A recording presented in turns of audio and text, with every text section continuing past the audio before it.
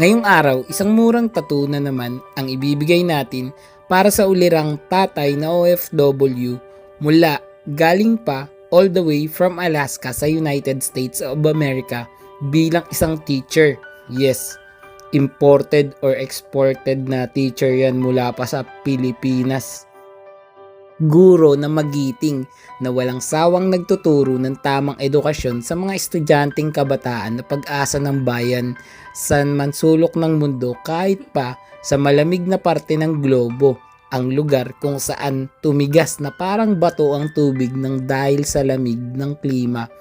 Sa katunayan nga niyan, etong si boss pumapasok sa trabaho sa eskwelahan hindi sakay ng kotse o motorsiklo kundi ng ATV, all-terrain vehicle. Yung para rin siyang motor kasi halos parehas ng itsura yung manibela. Pero apat imbis dalawa at di hamak na mas malaki ang mga gulong. Kaya naman kahit na makapal pa ang mga snow na pumatak sa kalsada, mag-let it go man si Elsa ng Frozen sa gitna ng traffic, etong gwapi itong teacher natin. Walang kailangan ipangamba na makaan sila ang klase ng dahil sa pagliban. O, di ba? Anyway, client requested na ipagpatuloy daw namin yung naudlot na Polynesian tattoo nung dati niyang artist. Akalain mo yun? Ngayon, tayo ang naatasan na magkamada ng mga tinta dito sa bandang itaas na outer at inner forearm niya. Medyo siksik nga itong ginawa namin at maliliit yung mga gusto niyang disenyo. Kahit na malalaki yung existing niya, nasa trip na yung client yan, wala tayong magagawa.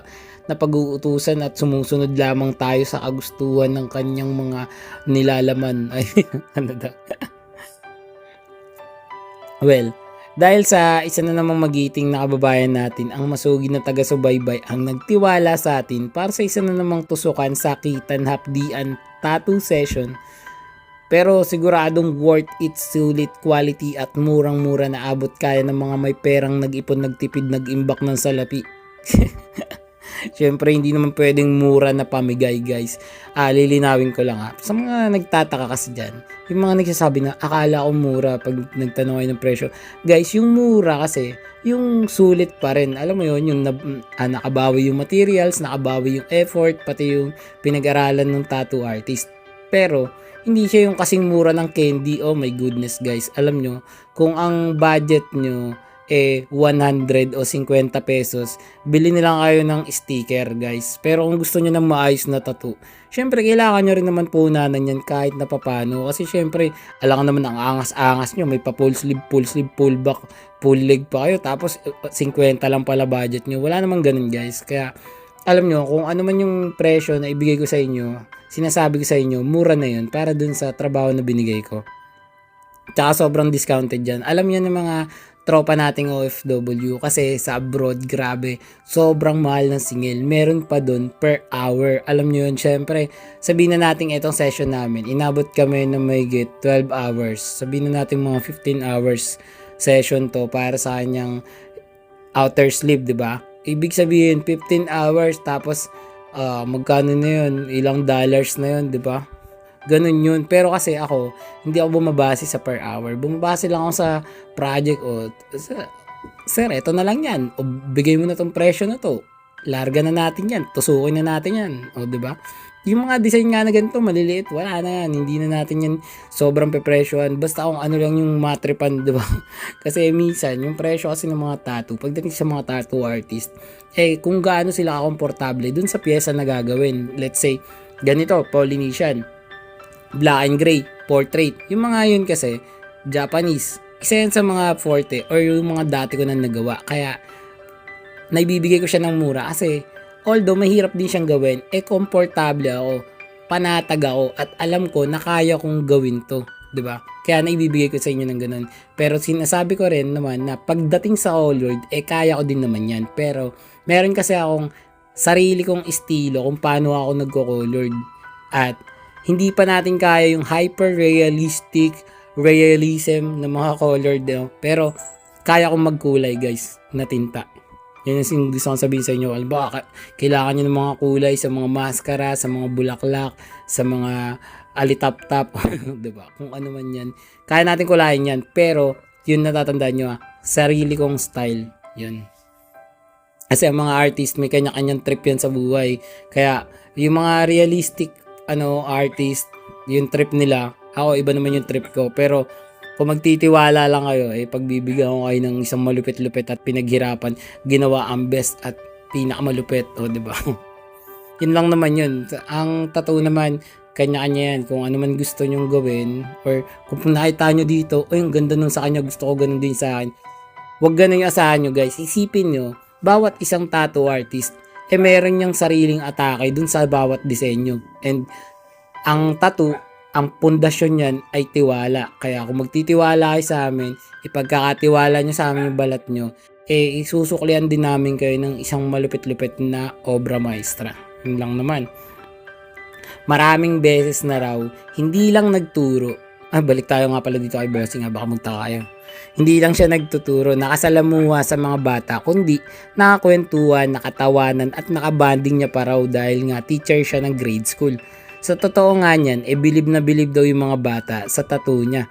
Kahit pa nga half sleeve pa lang to. Napasabi pa nga siya na, paano po kaya pag nag-full sleeve pa, diba? Di tutuwa na naman yung mga bata makakita sa kanya. Kasi alam nyo ba guys, dun sa Alaska, yung mga native dun, kumbaga mga tribo-tribo dun, na dati, nakatira sa igloo, kung alam nyo yun, kung alala nyo yun sa alphabet, yung doon sa letter I, yung yellow na pabilog na parang kuweba, yun dati kasi, doon natinira yung mga native sa Alaska. Pero ngayon kasi, moderno na rin daw sila, merong konkreto na rin yung mga, mga tirahan nila. Diba?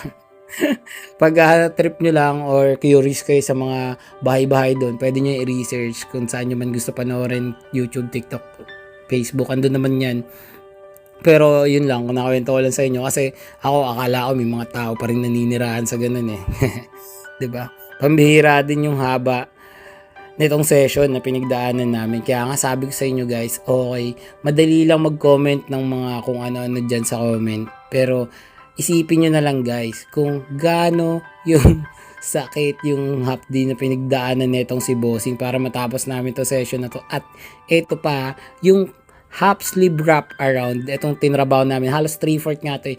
Hindi to biro guys. Kung pwede nyo rin itry kung gusto nyo. Pero sabi ko sa inyo, saludo dito kay Bossing kasi natapos nyo yung ganito kaabang session, pambihira.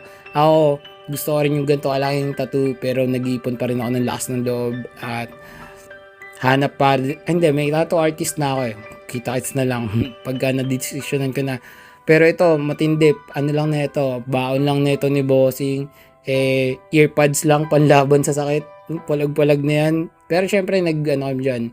Kumain-kain kami dyan, nag-drinks kami dyan para pampachillad din. Dito sa video, makikita nyo tuloy-tuloy yung mga pangyayari, no? Pero may breaks yan, guys. Hindi ko na lang sinama sa video. Pero kung gusto nyo isama yung mga break time namin, mga merienda, kulitan, kwentuhan, comment lang kayo dyan sa baba para malay mo next time sama natin, 'di ba? Pero yan, may break time yan. Pag napagod, pag nangalay, pag sumakit ang likod, pag tawag doon, pinulikat or what. Kasama kasi yan sa proseso, no pain, no gain. Kaya kailangan masaktan muna kayo. Kaya kung gusto nyong masaktan, lumapit lang kayo sa akin. Teka. Napaba na naman tong video ko para sa mga tropa natin dyan. Gusto din ng Polynesian, Japanese, geometric, portrait, abstract, kung ano man. 'Di ba? Kung ano man gusto niyo tattoo, kahit minimalist pa yan, alam niyo na yung gagawin niyo. Kagaya ng dati, kukontakin niyo lang ako, hindi pa rin nagbabago. Yung pa rin Facebook page ko, More Than Vlogs. Meron din akong Facebook at YouTube at saka TikTok. Pwede niyo ako message diyan. Pero yung gusto magpatattoo, sa FB page kayo magme-message. O kaya, tawagan nyo, text nyo ako sa cellphone number ko, 0970-825-0395. Alam nyo, hindi ko man kayo ma-replyan agad-agad, yung as soon as possible. Huwag kayo mag-alala guys, maghintay lang kayo. At the end of the day, ngayong araw or kinabukasan, sigurado mare-replyan ko kayo. Pagdating naman sa schedule guys, kung hindi kayo makakuha ng schedule sa mga sikat na tattoo artist dyan or sa mga busy nating mga kabaro, mga kap natin dyan, ako guys, try nyo ako guys, napaka dali kong kausap. Kahit na busy, kahit na may schedule, gagawa ako ng paraan guys. Magkakaroon kayo ng schedule, maniwala kayo sa akin. Kung nandito kayo sa Pilipinas for a limited time only, I got you bro. Diba? Pero, alam niyo na yung gagawin na. Ngayon nga pala, nandito na ako sa Santo Tomas, Batangas. Sa mga gustong pumasyal dyan, dito sa aking tattoo studio, PM nyo lang ako. O sa mga gusto naman magpa-home service, nasaan man kayong sulok ng mundo, Luzon, Visayas, Mindanao, saan man probinsya, Calabarzon, Manila, NCR, Mimaropa, or kung saan man yan, Bicol, kahit saan. Kausapin nyo lang din ako, napakadali naman. Pwede nating pag-usapan yan. Basta magkita tayo at matutusok kita. Magkakaroon ka ng pinapangarap mong tattoo at tapos ang kwento. Diba? Eto, bago tapos tong video, maiksi na lang, panoorin at alamin muna natin ang tattoo client review. Gusto mo ba ng tattoo? I got you bro. Full back, full sleeves, full leg, let's go. Full front, sa tuhod, sa siko, sa leeg, ulo, kahit face ganado. Support local, proud Pinoy artist. Murang tattoo pero maangas, legit. Daw ang pinaghirapan, buyat bawat beat. Baguhan pero may diskarte, hindi cheap. Line, shading, harmony, flow, texture, contrast, light and shadow. Design na malupit, ako bahala sa'yo. Sa studio man o home service, let's roll. Pwedeng umaray pero bawal gumalaw. Precision sa Boss, tapos na yung tattoo natin. Ano masasabi mo? Ayos, sulit. Super. Yun. Grabe, ang laki pa ng deny niya ni Bossing. Saan ka pa galing, boss? Sa Alaska. Alaska ba yan? US? Tinugtungan natin yung poly ni boss. Rate mo na boss yung gawa natin? 1 to 10. 1 to 10 lang ba? 11. 11. 10. Sounds like 10. Yun o. Kulit ka pa ba, boss? Ang kabila. Yun, kabila pa. Sige boss, salamat sa tiwala. Salamat, boss.